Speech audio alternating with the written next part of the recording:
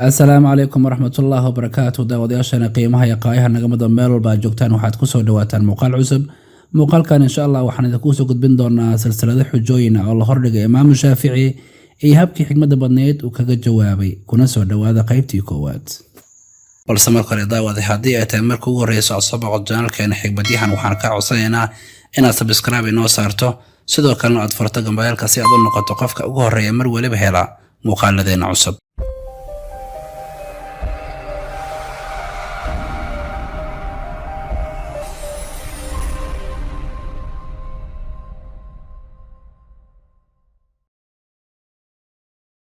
Imaam Shaafici waxa uu ahaa shakhsi kulansaday tilmaamo wanaagsan haddii aan faalleeyana waxa uu ahaa nin dheer xifdin fudud dabeecad wanaagsan dadku ay jecel yihiin dhar nadiifsan aftahan ah hiba leh aadmiga u samafala wuxuu sidoo kale ahaa mid codkiisu qurux badan yahay marka uu akhrinayo quraanka kariimka xilligiisina waxa uu ahaa mid ka dhex muuqda iftiinna u ah culumadii noolaa waqtigaas.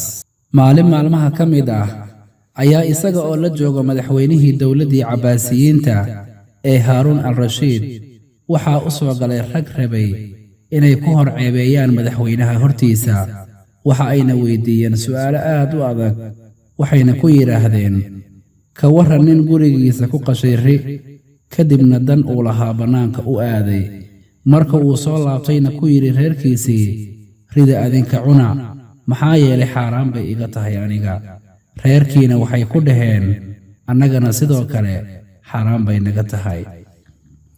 Imaam Shaafici ayaa ku jawaabay ninkaas waxa uu ahaa gaal ridana waxa uu ku gowracay magac sanam dan uu lahaa ayuuna dibadda ugu baxay ilaahay ayaana ku soo hanuuniyey islaamka wuuna islaamay waxaana laga xarimay ridii markay reerkiisii ogaadeen inuu islaamayna iyagana sidoo kale way islaameen waxaana sidoo kale iyagiina xaaraan ka noqday cunista hilibkii rida.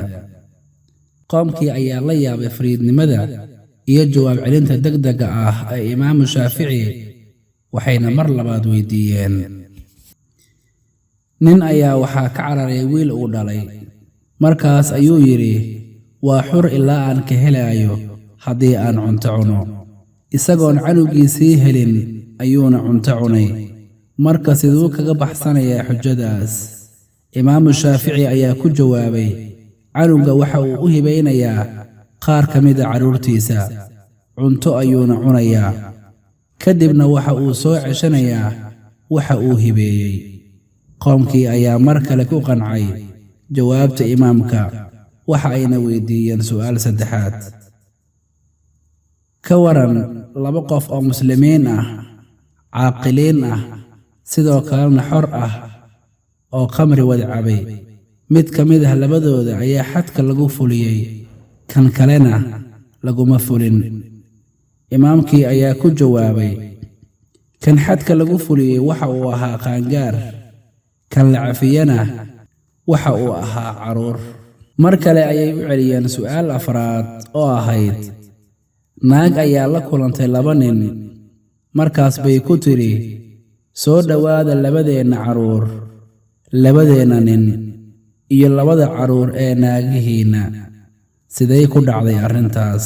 Imaam Shaafici ayaa ku jawaabay labada nin waxaa kala dhalay labada naag kastana waxa ay guursatay wiilka saaxiibteed ay dhashay labada ninna waa labadooda carruur waana labadooda nin iyo labada carruur ee naagahooda. haddaba halkaa waxay noo joogto qaybtii koowaad ee xujooyinkii la yaabka ah ee la hordhigay imaamkii weynaa Imaam Shaafici raximahullahu tacaala. tani muuqaalkan muuqaalka xiga inta aan kulmi doono waa walaalkiin Cabdirasaaq Cabdullaahi oo idinku dhaafaya sida ay nabadgelyo wasalaamu calaykum waraxmatullaahi wabarakaatuh.